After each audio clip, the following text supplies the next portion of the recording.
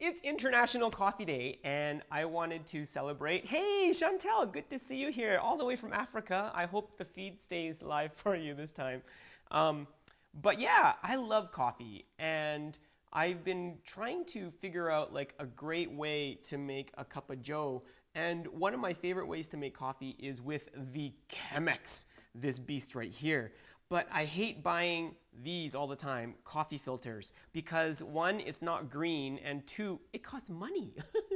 All right. Okay, so cheap Asian hack coming your way. So I've been eyeballing the Able Kone disc, which is essentially looks exactly the same as this guy, but is made out of metal, stainless steel. And so it's a cone, and it sits perfectly inside the Chemex. It's made for it, actually. But there's a couple problems. One, it's $60 US, and so in Canada it's over like $100, man, to get it to me. So that's pretty pricey for a piece of metal with holes in it. And the second problem was that there's really mixed reviews, and so a lot of people say, nah, for the money, not really. I prefer the paper. Or people say, oh, you know what? You need to just perfect your technique. It took me like months and months and whatever. And so even if you look on Able, their own website, there's quite a bit of technique to it because, in this big cone, the coffee sits at the bottom. And because there's holes everywhere, you've got to be very careful to not disturb the beans, the grinds so much, or else it's just going to get water right through without going through the grinds. And you usually end up with this big divot in the middle and your grounds kind of on the edges. And so it isn't a very good extraction. And so I've always put this in my cart for Amazon and always taken it out and put it back and taking it out and put it back and taking it out. And so I'm going to share with you a hack today that is going to be as good or better.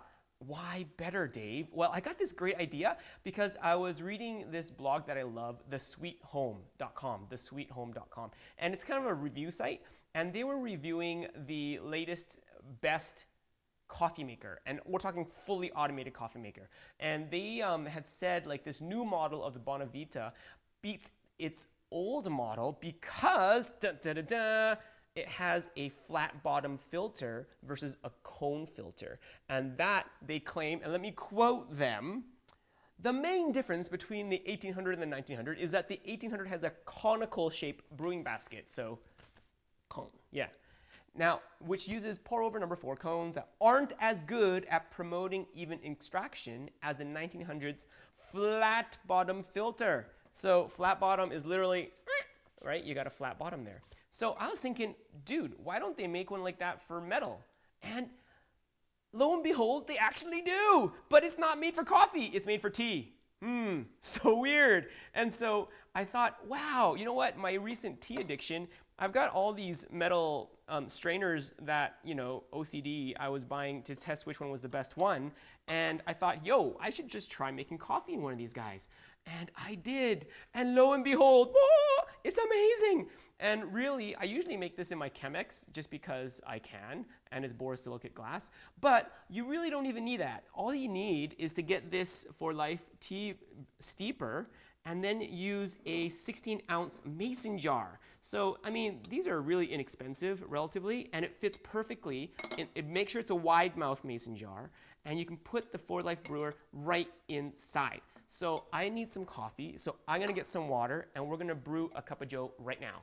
Okay, and there's a couple other things that make this like the perfect pour over versus the Able Cone. Well, with the Able Cone, I already mentioned that you're quite a ways away from where the coffee sits, right? And so that means when you pour, you've got to be very gentle or else you're going to disturb the beans and they're all going to fly around and you're not going to soak the beans and extract the flavor. You're just going to fly them around, okay? So what I like about the 4 brewer, if you take a look at it, because I was worried, this is kind of narrow, so a negative is that it couldn't fit a lot of beans.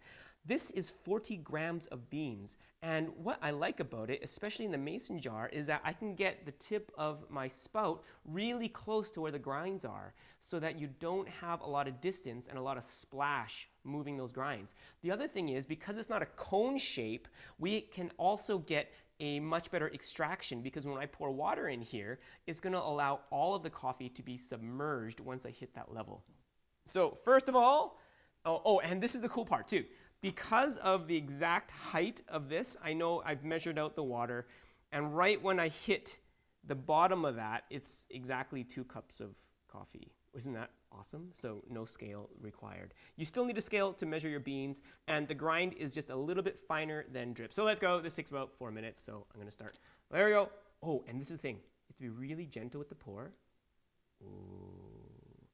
And then stop. I'm going to start my timer, and I'm letting it bloom for about 30 seconds-ishness. And this is the thing of beauty. All of those beans. Oh, and this is just a 3-day-old roast. I roasted this myself, some beautiful Ethiopian dry beans. And it's got a totally huge amount of bloom in it, obviously, because it's so fresh. Fresh coffee. So all you need to do this is, a really good burr grinder. You're going to also need, likely you will want to have a scale so you know how much grinds to water ratio. Currently I'm doing 40 grams of beans into 590 grams of water. And see now, once this bloom, again, you probably won't see so much bloom unless you home roast like me and are crazy and neurotic. But that's a lot of gas that's coming out. And you can hear that. It's already making coffee. And so as I pour, I'm pouring very slowly right down the center.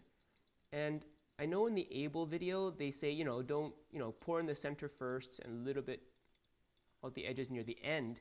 But because all of our grinds are stacked vertically, I can pour in the center and know that it's got to get through those grinds before it gets extracted into my mason jar. Oh, it smells wonderful.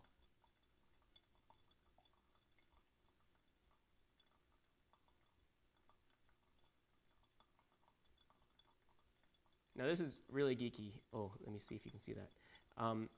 I'm pouring slow enough that it's extracting at the same rate as I am pouring. And so this is like perfect because you're keeping the beans. My water temperature is 200 degrees Fahrenheit, so it's quite hot. And that way you can get a good extraction at that temperature.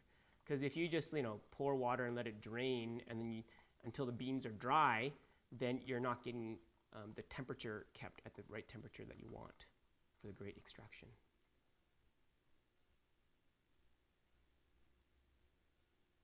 Isn't this a thing of beauty? So down here, we've got our beautiful coffeeness, and up here, we've got our perfect pour going. So we're just at almost 3 minutes.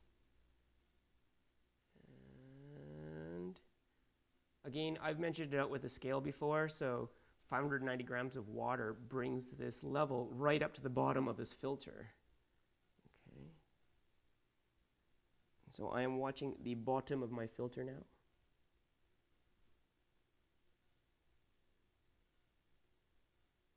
Oh yeah!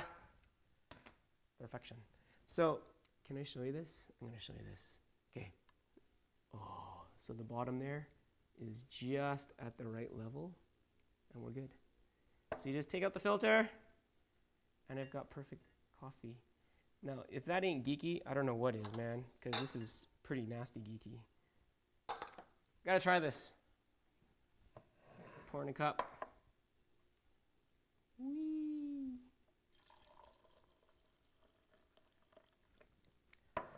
Oh, Java!